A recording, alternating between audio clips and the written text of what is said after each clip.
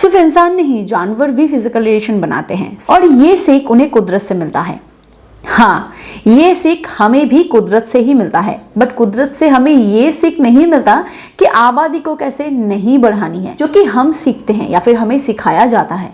जब भी कोई लड़की, स्पेशली इंडिया में कोई लड़की सेक्स पे बात करे या फिर कोई प्रोटेक्शन की बात करे ना, उसे गलत ठहराया जाता है। जानवरों को आजादी की कोई चिंता नहीं, पता है क्यों? क्योंकि आधे से ज्यादा जानवर जो है वो हमसे भी आधी जिंदगी जीते हैं। हम सेंसिबल हैं, हमारे पास दिमाग है, हम तो उनके जैसा नहीं बन सकते ना। आजादी भी तेजी से बढ़ रही है, प्रॉब्लम्स भी तेजी से बढ़ रहे हैं, और ये सारे प्रॉब्लम्स कौन फेस करता है? फीमेल्स।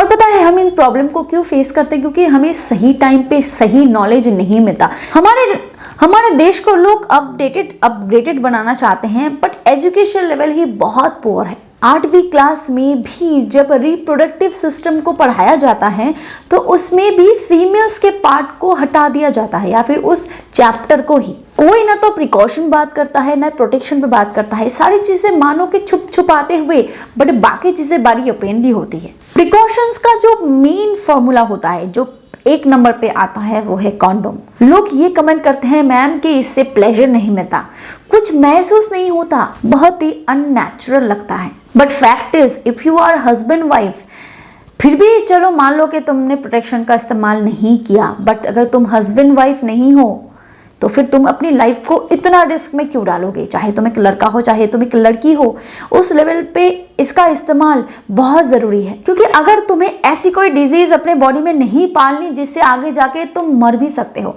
ऐसे प्रॉब्लम्स तुम्हारे बॉडी में तुम्हें नहीं पालनी जिसमें आगे जाके तुम्हें कुमारी माँ बननी पड़े, या फिर ऐसे प्रॉब्लम्स को तुम नहीं फेस करना चाहोगे जिससे तुम्हें कोई भी इन्फेक्शन हो जाए या फिर तुम्हें कोई गंभीर बीमारी।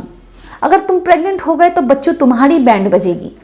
अगर तुम्हें एसटीडी हो गया या फिर एसटीआई हो गया तब भी बैंड तुम्हारी बजेगी। लोग प्रोटेक्शन का इस्तेमाल नहीं करते और मिस होने जाने पर बार बार आईपीएल का इस्तेमाल करते हैं।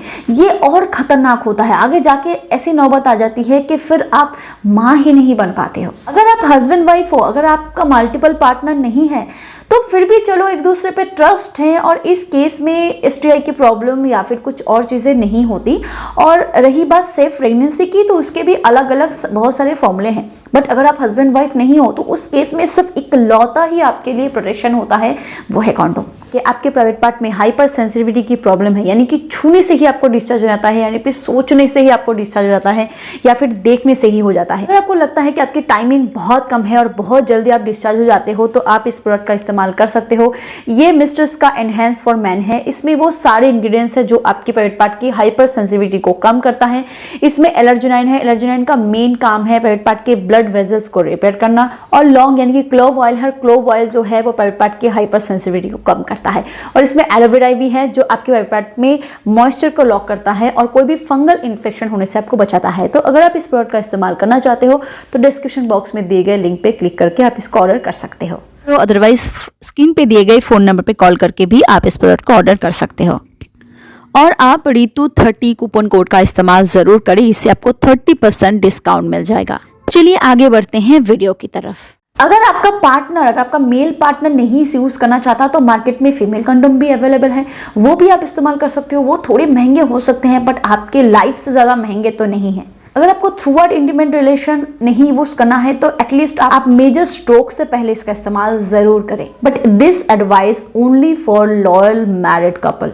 इसका इस्तेमाल करने से पहले 2-3 चीज़ों का ध्यान रखना बहुत ज़रूरी है। पहली बात कि उसको कभी भी दांत से ना काटे या फिर कोई भी ऐसी चीज़ों से जो नुकीली हो। हमेशा उसके ऊपर एक लेयर जैसा होता है, उससे ही पैकेट को फाड़े, क्योंकि अगर आप कोई भी नुकीली चीज़ों से उसको काटते हो, फिर दांत से काटते हो, तो उसके फटने की या फिर लीकेज होने के चांसेस होते हैं।